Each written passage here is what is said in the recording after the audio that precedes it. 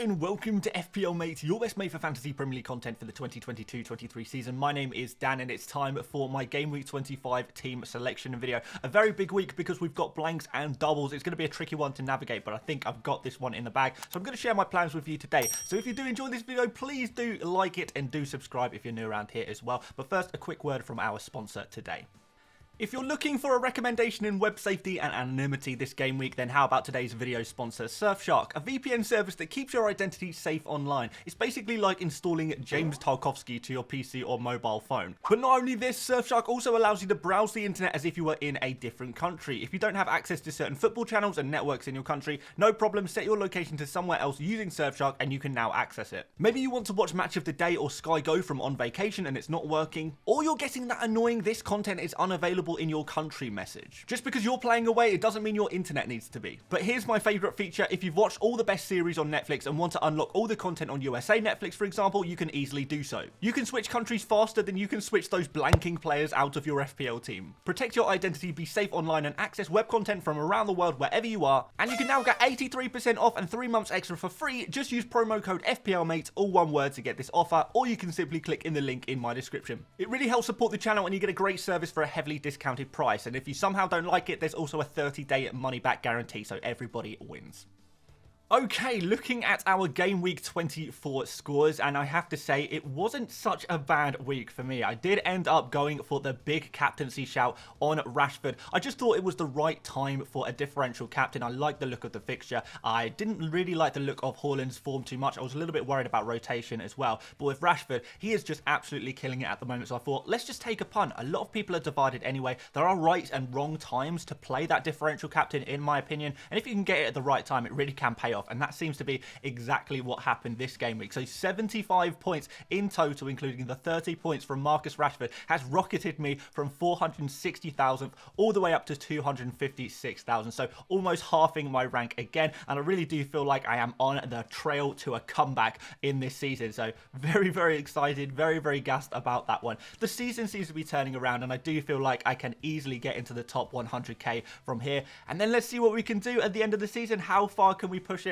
I'm feeling pretty confident, I have to say, guys. So yeah, a few other things came off. Obviously, Bruno Fernandes with the 12-pointer there. There was not too many players scoring a lot of points this game week. It was a rough game week for a lot of people, but I really do feel very pleased that I did hold on to Fernandes last week. I considered selling him to Mahrez or De Bruyne for that -4 points, and overall, it seems like it has actually paid off to keep Fernandes for the 2 fixtures. I had to remember, and I guess I got reminded that the reason why I didn't sell Fernandes wasn't because I didn't like the look of Mahrez, but it was because I wanted to play the long game. Didn't think about just one game week only, and I instead thought about a couple of game weeks, one game week ahead, and that's exactly where I've been paid back, I guess, here. So definitely something I want to be carrying on through the rest of the season, thinking about the next few game weeks rather than just the individual game week, and I think that is a real key thing that we're going to have to think about when planning for Game Week 25, where there are so many good short-term, one game week only options that might not necessarily be great for the long term. So let's see how we are going to navigate around Game Week 25 without using any chips.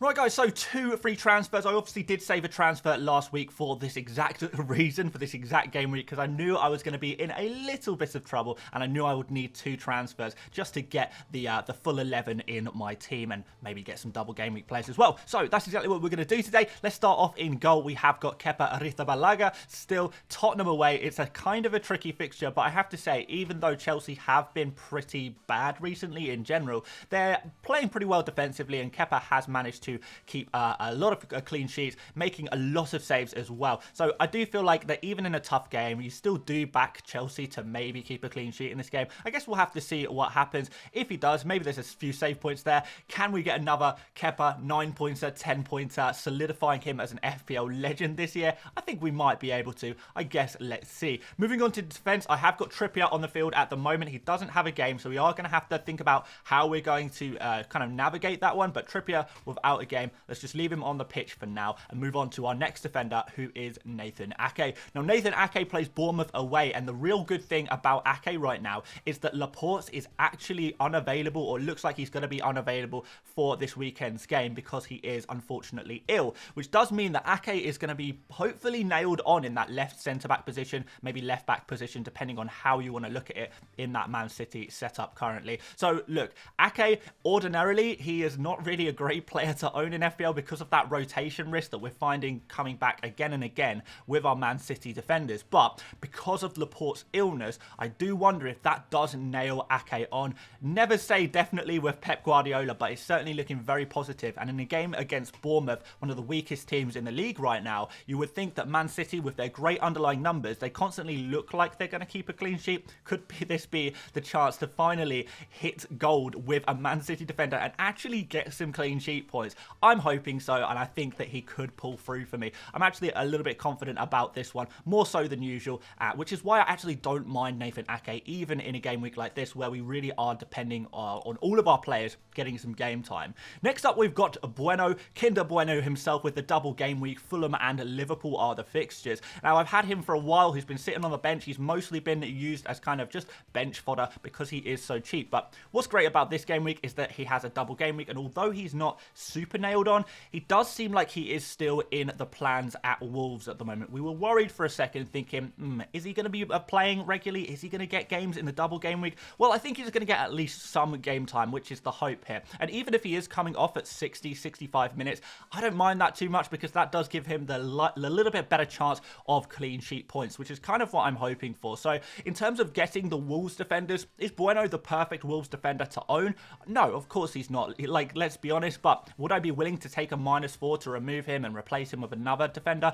For me personally, not really. At the end of the day, what I want going forward is Bueno to be a, cheap budget bench option who is just going to sit there. I want to have that slot still in my team moving forward with that cheap player. And I feel like Bueno has got a good chance of some points in this game week, even if it's like 3 points.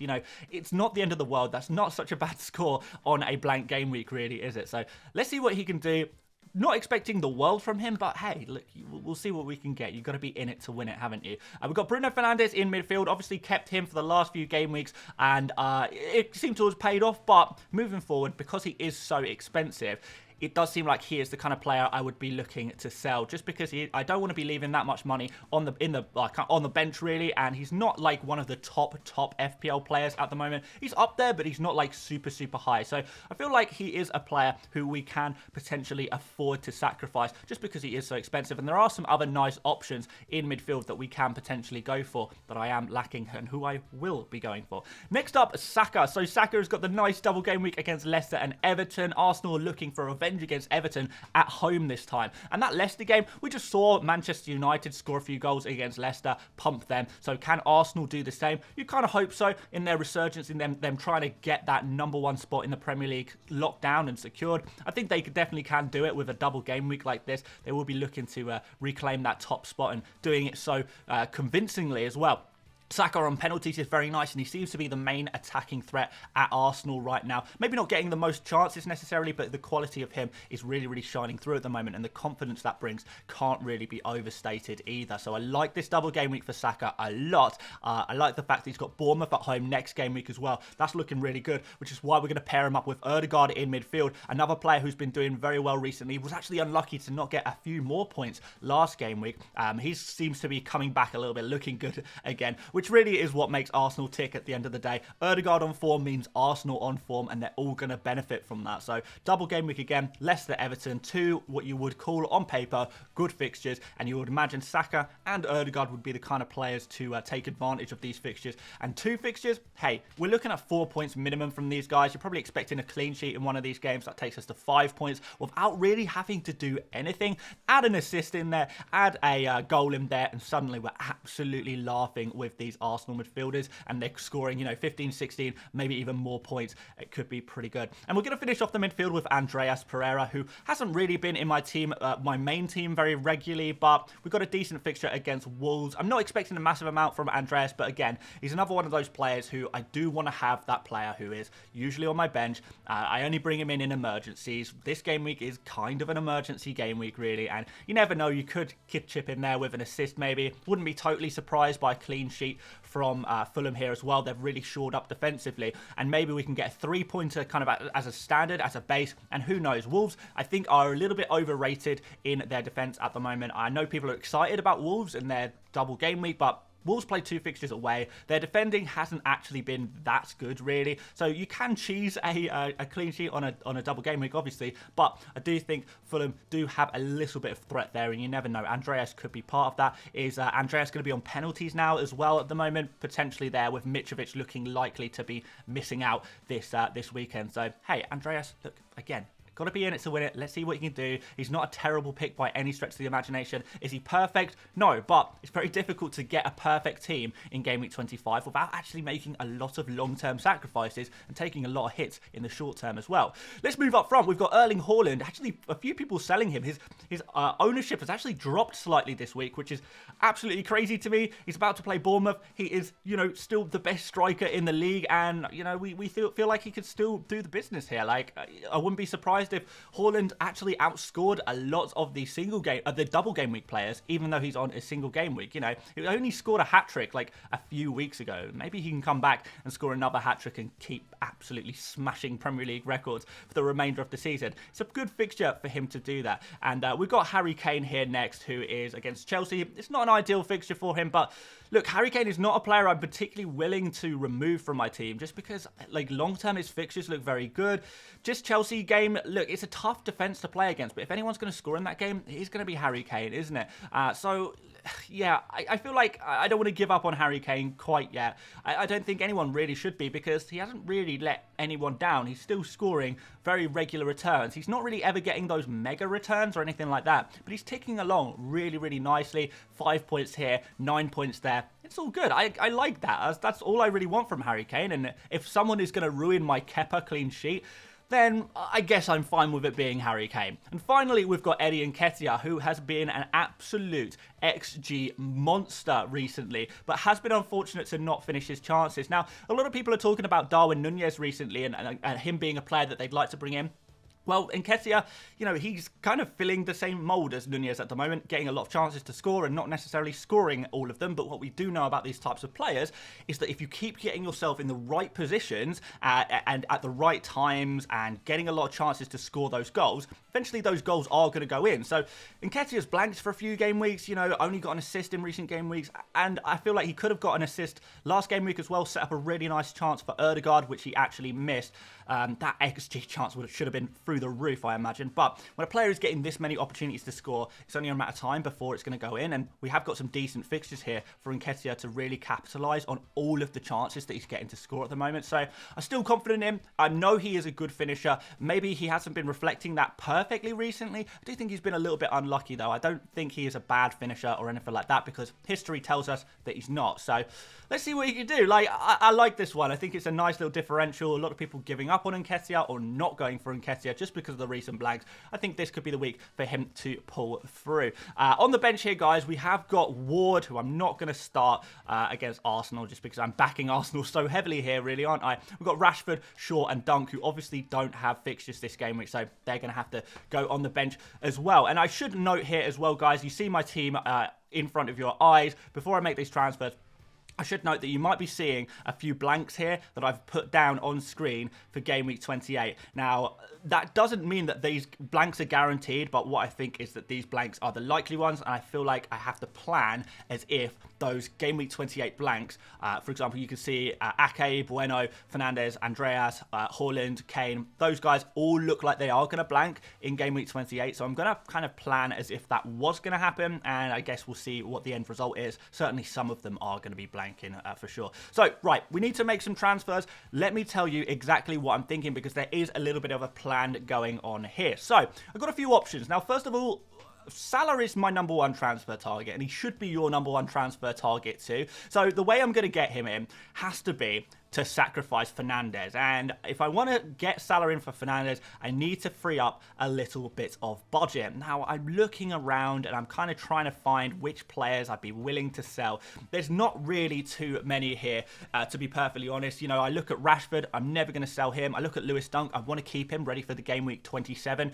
and Game Week 29 doubles that Brighton are going to have. Luke Shaw, he could be sacrificed potentially. Harry Kane could be downgraded to Darwin Nunez, but what I'm actually going to do here is I'm going to, and I know this is a little bit controversial, not too many of the top FPL managers are going to be doing this, but I have got a plan here, guys. I have thought about this. What I'm going to be doing is I'm going to be selling Trippier down to Tarkowski, and Fernandes can go up to Salah. I had the exact amount of cash to do this a couple of days ago, and unfortunately I would be priced out right now, so I did go early on these moves. So those of you guys in the show team gang, you will be very pleased to know that this is my locked in team, I suppose. I've already made these transfers, so this is done. These are the transfer moves I've made, and this is what my team looks like right now, already ready to go for the deadline tomorrow. So look, it looks pretty good. Now, I know a few of you are thinking, why have you sacrificed Trippier? Was there another way of doing that? Could you have downgraded Kane to Darwin in order to do this move? Which I know a lot of people are doing that. Downgrading Kane to upgrade Fernandes or Mahrez or De Bruyne or someone else, which is absolutely fine. If that's the only way you can do it, then that's fine as well. But for me personally, Darwin, yes, it looks like a really good game week for him in double game week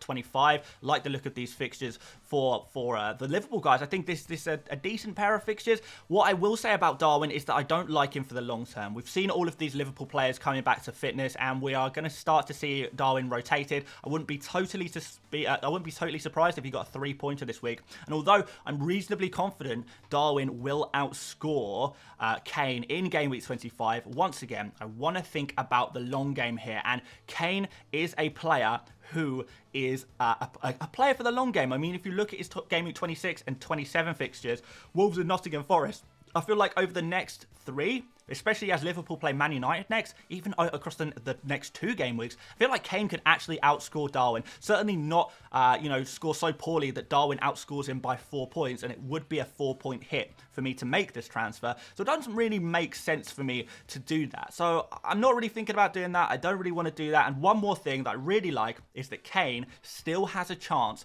of a double game week in game week 29. And that is a game week I'm really, really eyeing up. And if Kane does get that double game week, Spurs will have 2 really nice fixtures, including Everton, and I would be straight away looking to captain Kane in game week 29 as well. I feel like he could be the captain, and I feel like so many people are selling Kane right now. They're not going to have that option, especially as if they're kind of restructuring their budget, where it makes it more and more difficult to get Kane. So I'm really trying to think about the long-term future of my team here. I don't want to do that. I don't want to do that, and I don't want a wild card too soon either, which is another big factor. I want to save my wild card for game week 33 and bench boost in game week 34, because I don't really like the look of game week 29's doubles. I think they're okay. The double game week is fine. There's a high quantity of them, but it's not the perfect game week for me to bench boost, I don't think, because I want to have Arsenal on a double game week. I want to have Newcastle on a double game week with some good fixtures. I want some better fixtures from Manchester United. I want some better fixtures for Liverpool. I want Man City to have a double game week as well if I'm going to be doing that bench boost. So for me, game week 29, I just want to go at it with my normal team. And the way I'm going to do that is to actually free hit in game week 28. Now, game week 28 is good for Arsenal players and Newcastle players. And I don't have any Newcastle players if I'm selling Trippier, which comes back to why I'm personally okay with selling Trippier. And that's because I will be bringing back Trippier using my free hits in game week 28. I'll be having a lot of players blanking in game week 28, ready for the big double in 29. But because I have a lot of blanking players in 28, I'm going to need to actually bring a cold new different team in using my free hit. And I've also planned a little bit, guys, ahead to start selling some of my Arsenal players. Ødegaard and Nketiah are going to be the kind of players I'm willing to sacrifice in order to bring in Brighton and Brentford players ready for their double game week in game week week 27, where Arsenal play Fulham, which I don't think is as good of a fixture as it once was. So I will be sacrificing Arsenal players, sacrificing Newcastle players, bringing back those Arsenal and Newcastle players using my free hit in game week 28, and that will allow me to fully capitalise on the double game weeks either side of blank game week 28 with Brighton and Brentford players and a few others as well. It looks like, according to my current plan, I could be going into game week 29 with 10, maybe 9 or 10 double game week players. The players who won't be doubling will be players like Erling Haaland, Saka, maybe Kane if he doesn't double. So it's going to be a super strong squad for me in game week 29. I'll have a lot of double game week players from Brentford and Brighton as well in game week 27, and it will mean that I have to sacrifice players who have fixtures in game week 28, and knowing that it's fine to sacrifice players who are blank in 28 because I'll be using the free hit then anyway. I can bring those Arsenal players back, I can bring those Newcastle players back, and everything will be absolutely fine. So that is the plan that I'm thinking of right now. I think for me and my team personally, and the way I've mapped it out currently, this is really going to work out very, very well. I'm pretty confident about this strategy at the moment. It might not suit your teams necessarily, and I know a lot of people are thinking about wildcarding actually very, very soon. I would rather save it personally. I would rather do a wildcard into a bench boost in 33 and 34, and I have to come up with some kind of plan that allows me to make these kind of short-term sacrifices in many ways in order for that long-term gain. I'm playing the long game here, guys, which is why I'm not going overloading on Wolves players and Everton players. I don't want to keep these players long-term. They're not going to be that useful to me for very long. I don't want to be taking -4s to get them in, more -4s to take them out again. I'll be losing more points than I actually gain from them because these players don't typically score that many FPL points anyway. So there's no point for me. Liverpool players, I'm not that interested. Liverpool defenders are great for this game week, but beyond that, I don't know. I don't want to be lumbered with Trent Alexander-Arnold or Robertson or Van Dijk in a game against Manchester United next game week. And I certainly don't want these players in a tough double game week in game week 29 either. So, look, yes, I could be going for more double game week players this week. I am making a conscious decision to say I don't want to overcommit to this game week with players I actually don't even want, especially when I've got a lot of players here that are fine. They will do the job. Ake, I think he's going to play. He'll do the job. Bueno, he'll do the job. Andreas, he'll do the job. I would rather take 2-3 points from Andreas than take a -4 for a player I don't actually want because maybe they're going to score 4 or 5 points this week. It doesn't really make sense, does it? So, look, this is what I'm going with, guys. It looks good to me. This is going to be a team that hopefully is going to score above average this game week, especially when you factor in the minus points. And then for the long term, because I've got the full 11 and it's the right 11, the 11 that I actually want, the right players that can easily be sacrificed without taking hits for more players that I want, and it allows me to take that free hit in game week 28 without me having to sit here and worry about game week 28. I've committed now. I'm going for it. This is the strategy I'm using. I don't need to worry about what players are going to play in 28. It doesn't bother me. I got it covered. I've got it on lock. And this is going to be the team. And I think I'm pretty happy. I'm pretty happy with this kind of strategy that I'm going for. So, guys, with that said, we do need to throw captain's armbands on some players. This is going to be like the toughest decision for me of the game week. And this is the one decision I'm not locked in on, to be honest. I'm almost there, but I'm not locked in on this one. So maybe I'll have to give that confirmation on tomorrow's deadline stream. Maybe a few of you guys will join me for that. But right now, guys, I am going to say that my captain is going to be Saka. Yes, I'm going to go for Saka. Maybe that's some Arsenal bias shining through. But the fact that Saka is playing well, Arsenal are playing well, clean sheets are a possibility, and he's on penalties as well. It does help a little bit. I just think I just have more faith in Arsenal than Liverpool right now. The vice-captain is obviously going to be Salah, and I do think it is between those two players. I feel like the top FPL managers really are leaning towards Salah at the moment. So if you have more faith in Salah, you know, that's absolutely a valid decision. But for me personally, I am leaning to Saka a little bit here. Saka's got slightly better numbers than Salah at the moment, which is quite nice. There's not too much in it. Maybe you can say Salah's fixtures are a little bit better, but Arsenal's form and hopefully a resurgence of form as well after that win against Aston Villa is really going to carry us through. They're more fresh as well. You know, they haven't got these midweek games like Liverpool, and I don't know. Hopefully that is going to make the difference. More nailed on.